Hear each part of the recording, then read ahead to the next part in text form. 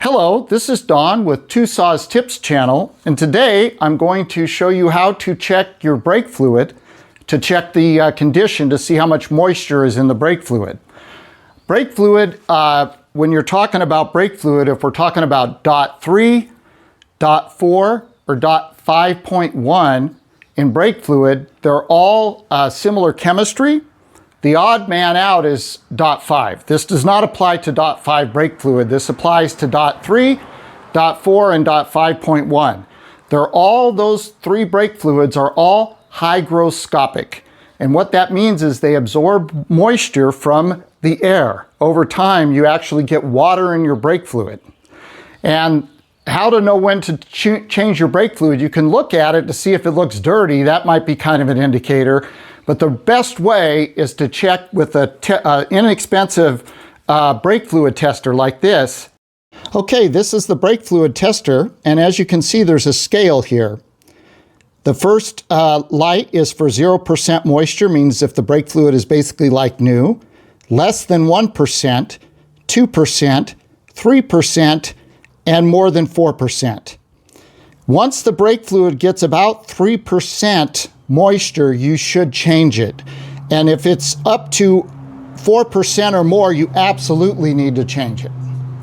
So we're going to go ahead and test it. So I'm going to go ahead and put the light on and then submerge it, and we'll see how many lights we get. And as you can see, it only looks like maybe not even the first, the 0% light, and then maybe a little bit on the first light is coming on, meaning that there's probably less than 1% moisture in this brake fluid at this time. And this is after over 2 years and 100,000 miles on this Toyota Camry. So what this means is that the brake fluid is still good, and I do not need to change it. You'll notice here on the scale, if you look with the light, you can see, if you shine light, you can see the level of the brake fluid is almost up to the max level. And actually, you don't necessarily always want to top it off unless it's down to the minimum, because this is a good indicator of your brake pad wear.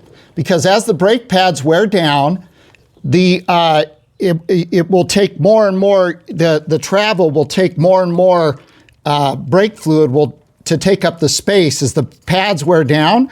So this can be used as an indicator, as kind of a general indicator of how your brake pads are doing. And as you can see, it's still up to the max mark. I've never topped it up.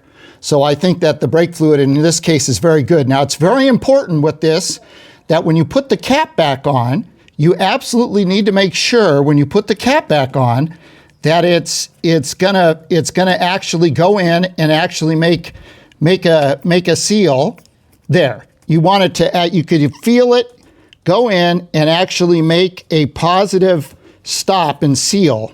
And that's very critical. Make sure it's on there straight and good. Why? Because this is airtight and helps keep air out of the master cylinder, out of the brake fluid reservoir, which is very important because, again, brake fluid is hygroscopic, and as such, it absorbs moisture from the air. As you can see here, this is what it looks like if your brake fluid is bad. All the lights are on, yeah, which means it's really bad. That's when it goes like that, you have water in your brake fluid. Yes, correct, yes. Because we're running it with 100% water. Right. If you found this content to be helpful, informative, or entertaining, or useful in any way, please give it a thumbs up. And also, please consider subscribing. It really helps out my channel. Thank you very much.